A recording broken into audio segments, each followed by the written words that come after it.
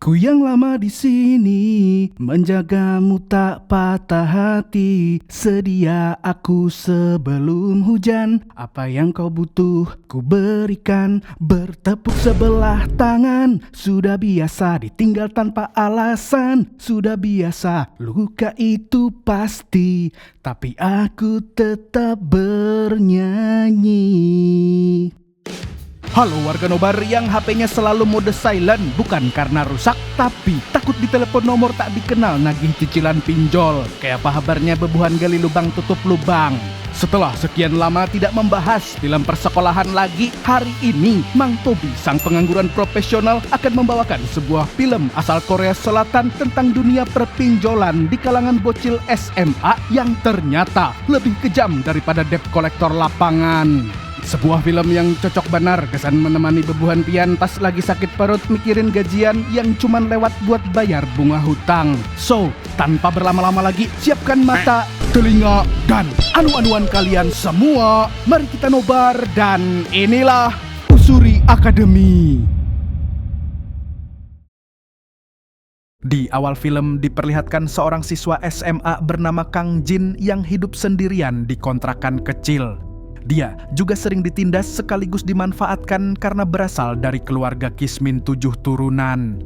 Seperti sekarang contohnya, dia sedang mengerjakan PR milik ketua geng sekolah bernama Namyong Bin Panjul. Sedangkan Panjul dan antek-anteknya malah asik nongkrong dan membuat keributan di rumah Kang Jin. Rupanya Kang Jin meminjam uang dari Panjul untuk bertahan hidup. Karena itulah dia terpaksa menuruti semua perintah Panjul yang pencitraannya si paling dermawan itu. Kang Jin sebenarnya tidak nyaman, tetapi orang Kismin seperti dia bisa apa?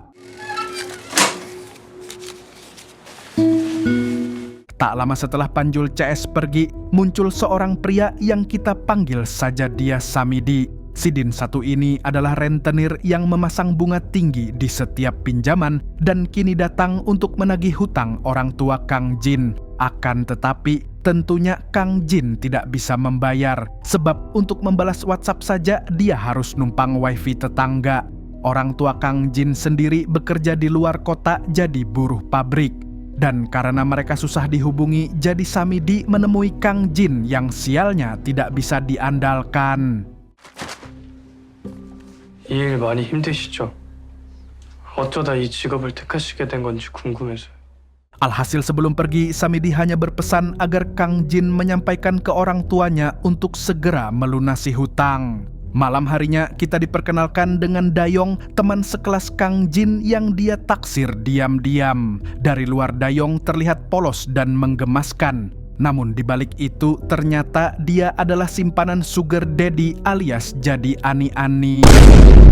Di saat yang sama, tanpa Dayong sadari ada seseorang yang merekam waktu dia bertemu dengan Om-Om. Dan orang itu adalah Hewon, sahabat Dayong sendiri yang sayangnya mereka sudah tidak berteman lagi akibat suatu masalah. Besoknya, Kang Jin mendapat kabar dari temannya yang bernama Mansu bahwa Panjul telah bergabung dengan Gold Community. Komunitas ini berisi siswa-siswi populer dan kaya raya, kumpulan anak yang hidupnya tidak kenal cilok apalagi cicilan. Tak lama kemudian Panjul dan para anteknya datang menghampiri Kang Jin. Di sini Panjul seolah-olah mengapresiasi pekerjaan Kang Jin yang sudah membuat nilai tugasnya bagus. Tapi sebenarnya dia sedang membuli dan meminta Kang Jin untuk mengerjakan PR-nya lagi.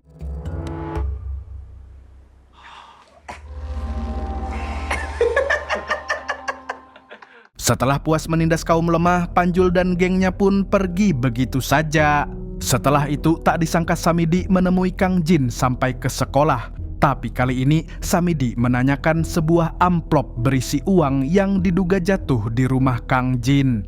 Sementara Kang Jin yang merasa tidak pernah melihat amplop tersebut mengaku tidak tahu apa-apa. Namun setibanya di rumah, Kang Jin dibuat takak-kajut sebab di sana benar ada sebuah amplop berisi uang dalam jumlah besar, persis seperti yang dimaksud Samidi sebelumnya.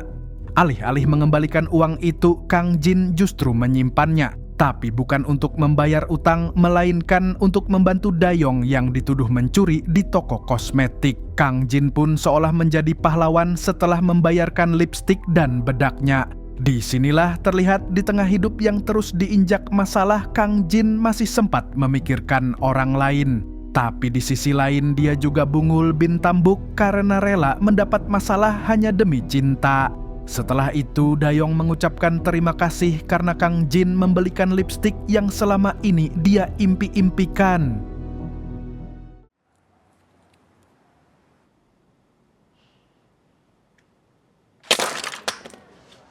Keesokan harinya di kelas, seorang siswi bernama Shinji tanpa sengaja melihat lipstik baru milik Dayong.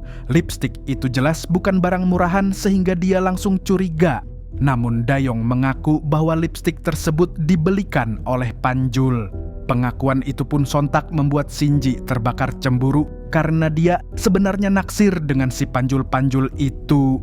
Beberapa saat kemudian, seisi kelas dikejutkan dengan beredarnya foto perempuan yang memakai seragam sekolah mereka sedang berjalan menuju hotel bersama Kai-Kai. Tentu saja Dayong langsung ketar-ketir sebab takut aibnya terbongkar. Di tengah suasana tersebut, Panjul menghampiri dan justru menanyakan soal lipstik barunya Dayong. Dia merasa tidak pernah membelikan barang itu. Karena itulah Panjul mengajak Dayong berbicara empat mata untuk meminta penjelasan. 그럼 누가 사준 건데? 진짜 짜증나냐. 강진이가 사줬어. Dari percakapan itu, Panjul akhirnya tahu bahwa lipstik tersebut dibelikan oleh Kang Jin. Mendengar hal itu, Panjul langsung teringat saat Samidi mendatangi sekolah. Faktanya, Panjul sempat menguping pembicaraan mereka dan menyimpulkan bahwa Kang Jin menggunakan uang milik Samidi untuk membelanjakan Dayong. Dari sinilah rasa kesal Panjul terhadap Kang Jin yang sok baik terhadap gebetannya berubah menjadi niat balas dendam. Lalu saat Kang Jin sedang bermain kasti bersama Mansu, Panjul dan gengnya diam-diam mencuri uang milik Kang Jin. Melihat gerak-gerik mencurigakan itu, Kang Jin pun langsung buru-buru ke kelas. Panjul lantas memanfaatkan situasi untuk menjauhkan Kang Jin dari Dayong. Dia juga mengancam akan melaporkan Kang Jin ke Samidi jika hutangnya tidak dibayar dalam waktu 1 minggu. 그 돈 받고 싶으면 다음 주까지 50만 원 갖고 와. 그 아저씨 찾아가기 전에. Singkat cerita, dalam perjalanan pulang, Kang Jin tidak menyangka bahwa Samidi sudah menunggunya di depan rumah. Samidi pun kembali menanyakan tentang amplop berisi uang. Lantas di sini, Kang Jin mencoba berbohong, tetapi kebohongannya dengan mudah terbongkar. Akibatnya, Kang Jin menerima salam olahraga dari Samidi. 내 돈 어딨어? 뺏겼어요. Dan akhirnya dia mengaku bahwa uang tersebut telah dibawa oleh Panjul. Setelah itu Samidi mengajak Kang Jin ke rumahnya, tapi anehnya Kang Jin tidak dimarahi atau dihukum lebih jauh, melainkan malah ditawari pekerjaan sebagai rentenir. Tujuannya agar Kang Jin bisa melunasi utangnya sendiri sekaligus utang orang tuanya. Karena sudah terdesak, Kang Jin terpaksa menyetujui tawaran tersebut tanpa banyak pertimbangan. 너가 지금 이 꼴난 이유가 뭐야? 돈 때문이잖아. 그 돈 만질 수 있는 힘 내가 둘 다 딱 만들어 준다고. 뭐 방법이 없어.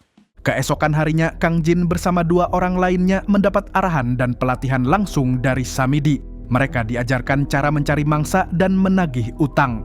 Tahap pertama adalah mempermalukan si pengutang di depan umum agar mau membayar. Dan Kang Jin langsung mempraktekkannya saat Panjul sedang membacot di hadapan para pengikutnya bak motivator Gen Z. Saat itu Kang Jin tiba-tiba datang dan mengamuk dengan mengungkapkan bahwa Panjul telah mencuri uang miliknya. 돈 갚아 이 새끼야! 스탠드에 놔둔 내 마이에서 네가 내 돈 훔쳐갔잖아! 그 돈 내 돈 아니야! 사채업자 돈이야! 너 이제 좆됐다! 네가 사채업자 돈 건든 거라고 이 개새끼야! 여기 있는 애들 다 알아! 네가 어떤 새끼인지! 니네 집에 잘 사니까 그냥 애들이 다 너한테 맞춰주는 거야! 얘들아 아니야? 오남영이 제 돈 훔쳐갔다고! Namun cara ini gagal sebab alih-alih uangnya kembali, dia justru berakhir dihukum oleh seorang guru. Setelah guru tersebut pergi, Kang Jin diam-diam mencari informasi tentang Panjul termasuk tentang keluarganya. Dan ternyata tindakan ini merupakan bagian dari tahap kedua. 너 어제 어디 갔었냐? 돈 받으러 갔지. 오남영 아버지 오성태 전무님! 아들 빚 받으러 왔습니다! Akibat ulah Kang Jin yang nekat itu, Mansu memberitahu bahwa Panjul dan para antek-anteknya akan memberinya pelajaran. Namun Kang Jin tidak menunjukkan rasa takut sedikit pun. Dia hanya diam dan memberikan kartu nama milik Samidi. Tepat setelahnya, Kang Jin dijemput oleh tangan kanan Panjul untuk dibawa menemui bosnya. Setibanya di tempat karaoke, Kang Jin pun langsung dihajar habis-habisan karena berani menagih sampai ke perusahaan ayahnya Panjul.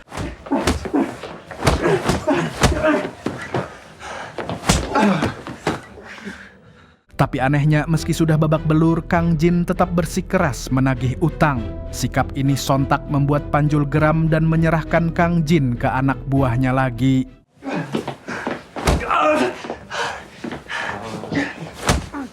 Sementara di luar, Mansu menghubungi nomor di kartu nama yang diberikan Kang Jin tadi.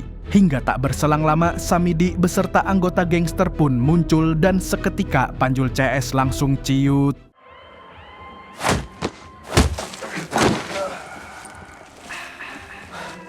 Ternyata semua itu merupakan bagian dari tahap terakhir, yaitu memberikan hukuman kepada pengutang yang tidak mau membayar. Samidi lantas menuntut Panjul mengembalikan uang yang telah dicurinya dengan jatuh tempo minggu depan, sudah termasuk bunga. Dan jika tidak, maka Panjul akan menerima pelajaran yang jauh lebih serius. Mendengar hal itu, Panjul sempat melawan karena merasa kekayaan ayahnya bisa menyelesaikan segalanya. Namun tanpa banyak bacot lagi, Samidi langsung memberinya pelajaran yang nyata.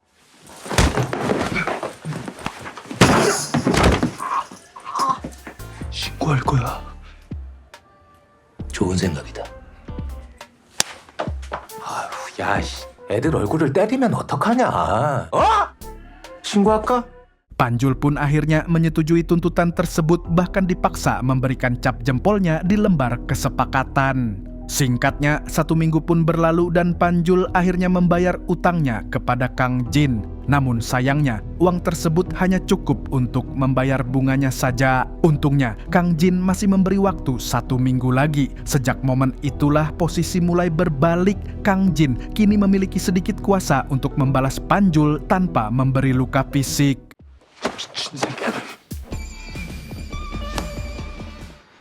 잘했어. Sepulang sekolah, Kang Jin menyetorkan uang hasil tagihan kepada Samidi. Karena Kang Jin berhasil menyelesaikan misinya yang pertama, Samidi pun memberikan bunga dari tagihan berikutnya kepada Kang Jin sebagai upah. Bukan itu saja, dia juga menganggap utang Kang Jin mulai lunas sedikit demi sedikit. Beberapa waktu kemudian, jatuh temponya Panjul kembali tiba, tapi lagi-lagi uangnya tidak cukup. Dan karena gagal membayar, Panjul pun langsung dipermalukan di depan seluruh teman sekelas. Lalu dalam kondisi tertekan, Panjul malah mengancam akan menghabisi Kang Jin bersama para anteknya. Namun Kang Jin tidak gentar, dia justru menyadarkan bahwa Panjul sudah tidak punya teman lagi. Apalagi setelah diketahui bahwa jaringan rentenir dan gangster di belakang Kang Jin jauh lebih mengerikan dibanding geng sekolah manapun. 네가 말하는 애들 그때 본 아저씨보다 더 대단한 아이들이지? Dan benar saja, sepulang sekolah Panjul mulai dijauhi oleh anggota gengnya. Mereka tidak ingin terlibat dengan urusan gangster dan rentenir. Semua bahkan terheran-heran dengan Panjul yang tidak punya rasa puas. Padahal sudah kaya tetapi masih nekat maling duit orang. Sementara di sisi lain, Samidi kembali menawarkan tugas baru kepada Kang Jin. Dan kali ini targetnya adalah murid-murid di sekolahnya yang menurut Samidi sangat FOMO sehingga cocok diiming-imingi pinjaman. Istilah zaman now, gaya elit ekonomi sulit. Awalnya Kang Jin ragu, tetapi setelah diiming-imingi bayaran besar, dia akhirnya menyetujuinya. Sepulang dari sana, Kang Jin lalu jalan bersama Dayong. Dalam kesempatan itu, Dayong kembali meminta bantuan karena dia jatuh kismin setelah keluarganya bangkrut. Tanpa banyak pertimbangan, Kang Jin yang bucin tolol ini lantas meminjamkan uang menggunakan jasa pinjaman ilegal milik Samidi. Saat bertemu, Samidi juga menyuruh Kang Jin untuk mengikuti 2 rentenir lainnya yang akan bertugas. Tujuannya adalah agar Kang Jin belajar cara memberi hutang dan menagih hutang, karena setiap orang memiliki karakter yang berbeda-beda.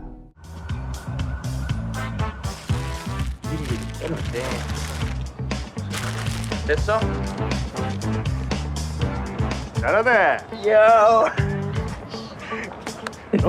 Hari demi hari berlalu dan rumor tentang Kang Jin yang kini menjadi rentenir mulai menyebar luas di sekolah. Tidak hanya itu, Panjul bahkan tidak berani masuk sekolah setelah ketahuan terlilit utang dengan murid yang biasa dia tindas. Akibat situasi yang berubah drastis ini, Mansu pun berani melawan anak buahnya Panjul. Jelas semua itu terjadi karena dia merasa dibekingi oleh Kang Jin dan jaringan rentenirnya. 무슨 일 있어? 네가 뭐 어쩔 거냐고.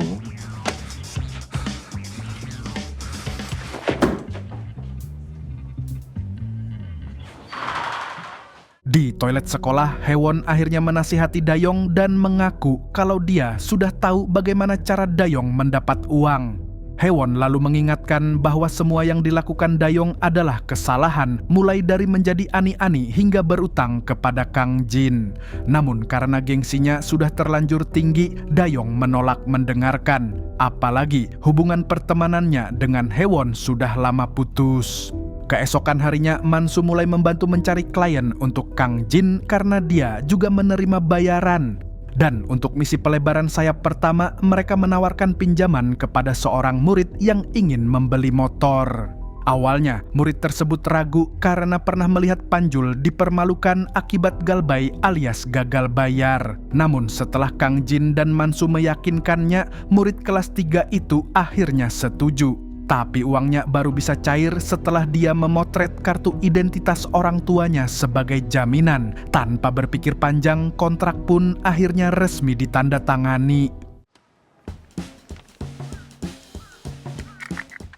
Sejak saat itu, bisnis lintah daratnya Kang Jin mulai berkembang pesat. Persyaratannya yang mudah membuat semakin banyak murid tergoda untuk meminjam uang. Bersamaan dengan itu, Kang Jin juga dibantu gangster anak buahnya Samidi untuk mengatasi murid-murid yang menolak membayar utang. 얘들아 안녕. 불어라 이 개 족밥 새끼들아. Tidak berhenti di situ, Kang Jin bahkan berhasil masuk ke Gold Community, dan masuknya Kang Jin ke komunitas elit itu tentunya mengejutkan banyak pihak termasuk gengnya Panjul. Kesuksesan Kang Jin bukan hanya merajalela di kalangan murid, bahkan seorang guru yang dulu sering menghukum Kang Jin pun tertarik menjadi klien. Kang Jin lalu berjanji memberi diskon bunga kepada Pak Guru tersebut dengan syarat harus mengajak klien lebih banyak. Tergiur iming-iming diskon, sang guru pun langsung menyetujuinya. 깡패들이 뭐 학교 뭐 찾아오거나 혹시나 해서 하는 말인데 나중에 잘 갚으시면 문제될 게 없죠. Di sisi lain, si tangan kanan Panjul menemuinya dan meminta maaf karena sempat memusuhi Panjul. Dia lalu menjelaskan bahwa tindakan Kang Jin sudah terlalu jauh. Sampai-sampai dia masuk Gold Community dan sebagian besar anggota juga berutang kepadanya. Atas dasar itulah sang tangan kanan membujuk Panjul agar kembali bersekolah. Karena jika tidak, maka posisi mereka sebagai penguasa bisa semakin terancam. Singkat cerita, Panjul akhirnya kembali masuk sekolah. Dia pun langsung menghasut Mansu dengan berkata bahwa Kang Jin hanya memanfaatkannya menjadi kacung. Buktinya gajinya Kang Jin lebih besar dibanding Mansu. Dan naasnya, hasutan itu berhasil sedikit memengaruhi Mansu. Bibit retak pun mulai muncul karena pada dasarnya urusan uang memang paling cepat menguji kesetiaan. 속았어 새끼야 너. 이강진 대단하다. 만수는 좋겠다. 돈도 쉽게 벌고. Di sisi lain, Hewon kembali mencoba memperbaiki hubungannya dengan Dayong. Namun Dayong tetap menolak untuk berteman lagi dan pergi begitu saja. Apesnya, dalam kondisi itu, Hewon tiba-tiba dilabrak oleh Shinji dan teman-temannya. Dari kejadian itu, mereka akhirnya mengetahui aib Dayong. Mulai dari statusnya sebagai simpanan Kai-Kai hingga kebiasaannya berutang demi mempertahankan gaya hidup hedon. Lantas sepulang sekolah, Shinji langsung melaporkan semua informasi tersebut kepada Panjul. Mengetahui hal itu, Panjul segera menyusun rencana untuk menjatuhkan Kang Jin. Sementara itu, Mansu tidak berhasil mengumpulkan setoran yang cukup karena memberi keringanan untuk temannya. Namun Kang Jin merasa hal itu salah karena bisnis tetap bisnis, tidak bisa dianggap pribadi. Dari situlah hubungan mereka mulai renggang, apalagi Mansu sudah lebih dulu dipengaruhi si Panjul. 오늘까지 당장 받아와. Kemudian Mansu menemui Samidi secara langsung. Dia mengusulkan pembagian wilayah dengan alasan agar Kang Jin tidak kerepotan mengurus area yang terlalu luas. Samidi pun langsung memahami maksud tersembunyi Mansu yang ingin mendapat bagian lebih besar. Tapi dia tidak suka dengan pengkhianat sehingga dia melakukan hal ini. 맞습니다. 좀 배신하는 새끼 존나 싫어하는데. 돈 좀 더 만지고 싶어서 그랬습니다. 이건 진심입니다. Samidi sebenarnya berniat menyingkirkan Mansu, tetapi karena dia masih ingin mengembangkan bisnisnya, usulan itu akhirnya dipertimbangkan. Keesokan harinya, Panjul bersama anak buahnya mendatangi para pengutang Kang Jin dan mengajak mereka mogok membayar cicilan. Rencananya, mereka akan bersatu melawan sindikat lintah darat dan jika perlu melapor ke polisi. Mereka tahu betul bahwa pinjaman yang dijalankan Samidi dan Kang Jin adalah ilegal dan tidak memiliki dasar hukum. Sementara di sekolah, Kang Jin menerima pesan yang mengabarkan bahwa Samidi menyetujui pembagian wilayah. Kang Jin tentu marah karena penghasilannya otomatis akan berkurang. 야, 나 섭섭하다. 야, 나 고마워할 줄 알았는데. Setelah mengonfirmasi kepada para rentenir lain, amarah Kang Jin semakin memuncak. Belum selesai masalah Mansu, Kang Jin dibuat tambah pusang karena banyak pengutang mulai menolak membayar cicilan. Akhirnya, dia menghadapi kata pepatah, yaitu kalau yang punya utang biasanya lebih galak daripada yang ngasih utang. Maka dari itu, dia pun terpaksa menghadap Samidi untuk menyampaikan kegagalan tersebut. Namun Samidi tidak mau tahu, dia menuntut Kang Jin tetap menyerahkan uang tagihan secepatnya. 아니요. 입 다물어 이 새끼야. 뭔가 착각하고 있는 것 같은데. 내일부터 이자 계산되니까 좆되기 싫으면 돈 빨리 가져와. Di saat yang sama, para pengutang mulai melapor ke polisi tentang praktik pinjaman ilegal tersebut. Awalnya pihak kepolisian tidak percaya karena sulit membayangkan seorang siswa SMA menjalankan bisnis rentenir. Namun salah satu pelapor menunjukkan foto Samidi sebagai dalang dari semua ini, sehingga laporan itu mulai dianggap serius. Kembali ke sisi Samidi, dia bersama dua anak buahnya berencana menagih ke orang tua murid yang menunggak utang. Menyadari situasi semakin rumit, mereka juga menyiapkan rencana kabur, meninggalkan Kang Jin dan yang lain sebagai tameng. Tanpa menunggu lama, rencana itu pun langsung dijalankan. Sementara itu, Kang Jin semakin terdesak. Para klien tidak mau membayar, murid dan guru yang berutang justru memberontak dan tidak ada satupun yang membela Kang Jin. Dia benar-benar ditinggalkan sendirian. 씨발게 달라면 좀 줘라. 어? 아 씨발 지금 없다니까. 야 이 씨발 새끼야. 너 화장실 들어갈 때랑 나올 때랑 다르냐? 어? 강진아, 너 뭐 하는 거야? 신경 끄세요. 에? Di sisi lain, Dayong menemui seorang detektif untuk berkonsultasi soal pencurian. Namun detektif tersebut justru memanfaatkan situasi dengan sikap bejat dan tidak mau membantu jika kasusnya sampai ke kejaksaan. Lalu setelah bertemu Dayong, detektif itu justru menghubungi Samidi dan memberitahu bahwa para murid mulai melapor ke polisi. Seperti halnya di Konoha, detektif korup itu bersedia membereskan masalah dengan imbalan uang. Dan tentu saja Samidi pun langsung menyetujuinya. Sementara itu, Kang Jin kembali dikecewakan setelah mengetahui bahwa Samidi dan anak buahnya kabur membawa uang hasil tagihan. Dia pun akhirnya naik pitam dan frustasi berat. 이제까지 이용당한 거야. Di saat bersamaan, Shinji dan teman-temannya mencegat Dayong yang hendak pulang ke rumah kontrakan. Mereka langsung menunjukkan foto aib Dayong dan surat utangnya kepada Samidi. Hingga tiba-tiba Panjul datang untuk membela Dayong dengan mengatakan kalau Dayong adalah pacarnya. Tapi Dayong terlihat jelas tak menyukainya dan memilih segera hengkang dari sana. Dan ketika Panjul hendak mengejar Dayong, Shinji menghentikannya. Namun Panjul justru bersikap kasar dan menolak Shinji mentah-mentah. 피곤하게 야, 가지 마. 꺼져. Setelah itu, Dayong menghubungi detektif dan menyatakan niatnya untuk menyerahkan diri ke polisi. Bukan itu saja, dia juga akan membongkar semua kebusukan dan perilaku bejat sang detektif. Tidak lama kemudian, Kang Jin datang dan memberitahu bahwa semuanya sudah berantakan. Tapi belum sempat menjelaskan, Panjul keburu muncul dengan niat memberi pelajaran kepada Kang Jin. Hingga tiba-tiba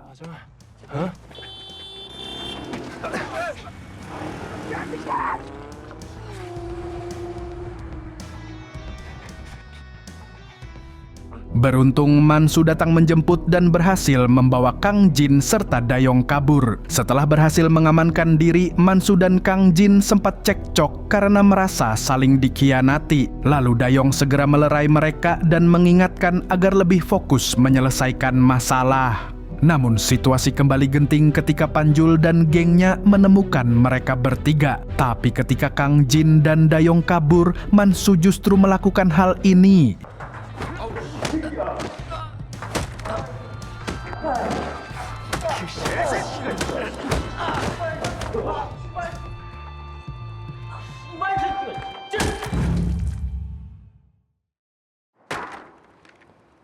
Naasnya, Mansu terkapar dan langsung dihajar secara membabi buta. Melihat Mansu terkapar, Kang Jin dan Dayong buru-buru membawanya ke rumah sakit sebelum terlambat. Saat menunggu orang tua Mansu datang, Dayong akhirnya mengungkapkan semua kebenaran. Dia mengakui memang menjadi ani-ani tetapi tidak pernah melakukan hubungan fisik dan hanya mencuri uang mereka. Hingga akhirnya dia bertemu detektif yang dianggap bisa dipercaya. Pengakuan itu menjadi beban terakhir sebelum Dayong memutuskan untuk melapor ke polisi. Mendengar itu, Kang Jin pun lantas berniat membantu Dayong menyelesaikan masalahnya. Namun, ancaman belum berakhir. Tak lama setelah Dayong pulang, Kang Jin mendapat pesan misterius yang mengatakan kalau Samidi berada di rumah Dayong. Samidi berniat menghabisi Dayong karena gadis itu dianggap sebagai ancaman yang bisa menghancurkan bisnisnya.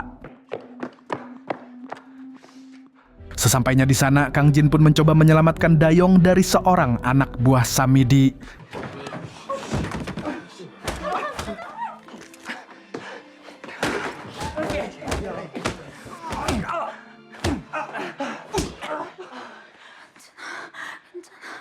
Tentu saja Kang Jin kalah dan setelah itu dia menanyakan alasan Samidi melakukan ini semua. Samidi pun membongkar semua kebusukan bisnisnya termasuk pengkhianatannya terhadap Kang Jin. Samidi bahkan bersikap kasar kepada Dayong karena mencoba melawan. Namun tak disangka-sangka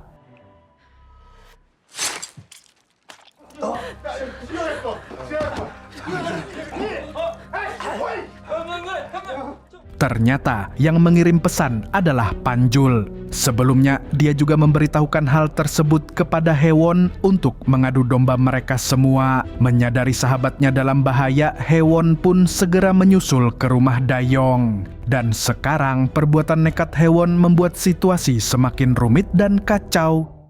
Besoknya, terlihat Kang Jin dan Dayong pergi ke kantor polisi. Mereka berniat melapor dengan bermodalkan rekaman dari kamera helm Kang Jin saat menyelamatkan Dayong sebelumnya. Dari rekaman itu, polisi akhirnya mengetahui bahwa Samidi adalah dalang di balik semua kejadian. 원래 돈은 이렇게 버는 거야. 정상적으로 하면은 못 벌어. 그래도 네 덕에 나쁘지 않게 돈 맛은 좀 봤다.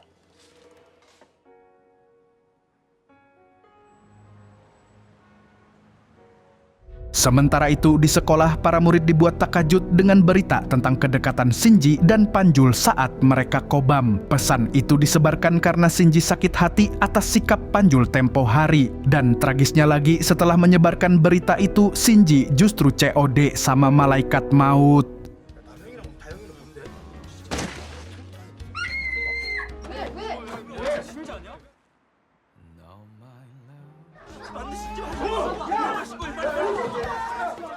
Hari-hari berikutnya, Dayong dan Kang Jin semakin dekat karena ternyata mereka memang teman baik sejak SD. Tapi mereka tidak bisa kembali sekolah setelah terlibat kasus berat. Sementara di sisi lain, kondisi sekolah kembali berjalan normal seperti semula. Namun di balik semua itu, Samidi yang berhasil selamat masih belum berubah. Dia kini merekrut murid SMA lain untuk menjadi korban berikutnya setelah Kang Jin. Dan film pun tamat. Dari Kang Jin kita belajar kalau uang memang segalanya, bahkan bisa mengubah hidup dalam sekejap. Meskipun katanya uang nggak dibawa mati, tapi pas udah mati pun kita butuh uang buat gali tanah. Ya kada? Segitu dulu dari Mang Tobi, sang pengangguran profesional, mengucapkan sampai jumpa di video selanjutnya. Nah, kalau begitu Mas Yono, passwordnya dong. Pulung kundur pamit dulu.